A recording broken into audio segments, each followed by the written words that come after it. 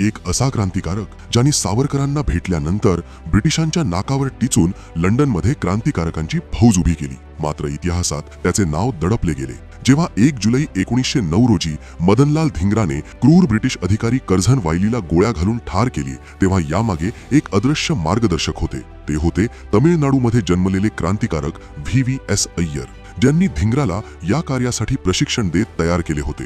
अय्यर यांची कथा 1907 मध्ये सुरू होते. त्या वर्षी ते कायद्याचा अभ्यास आणि पाश्चात्य संगीत व नृत्य शिकण्याच्या उद्देशाने लंडनला आले होते.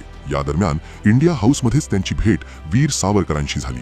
यामुळे अय्यर यांच्या आयुष्याचा उद्देशच बदलला. सावरकरांच्या प्रभावामुळे अय्यर इंडिया हाऊसमध्ये होणाऱ्या क्रांतिकारक सभांना उपस्थित राहू लागले. अल्पावधीतच अय्यर यांची प्रतिभा आणि संघटनात्मक क्षमता त्यांना लंडनच्या क्रांतिकारक जाळ्याचा एक महत्त्वाचा भाग बनवून गेली. 1908 पर्यंत VVS अय्यर हे क्रांतिकारकांचे मार्गदर्शक बनले होते.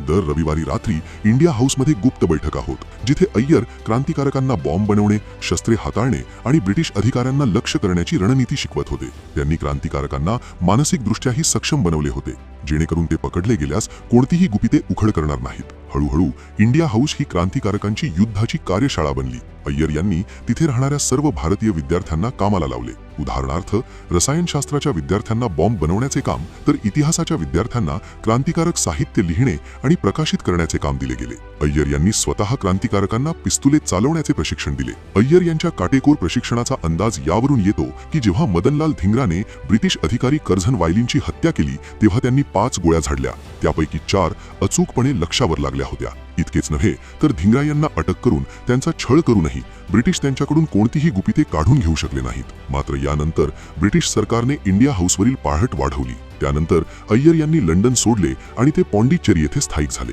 येथे त्यांनी क्रांतिकारकांना प्रशिक्षण देणे सुरू केले. काही दिवसातच त्यांनी प्रशिक्षित केलेले क्रांतिकारक नेमबाजीपासून ते बॉम्ब बनवण्यापर्यंत सर्व गोष्टींमध्ये पारंगत झाले. अशा प्रकारे अय्यर यांनी प्रशिक्षित क्रांतिकारकांचे सैन्य तर तयार केलेच, पण त्याचबरोबर त्यांना मौनाची कलाही शिकवली. यामुळे अनेक क्रांतिकारकांना ब्रिटिशांच्या अटकेतून सुटण्यास मदत झाली आणि स्वातंत्र्य लढ्याला बळकटी मिळाली.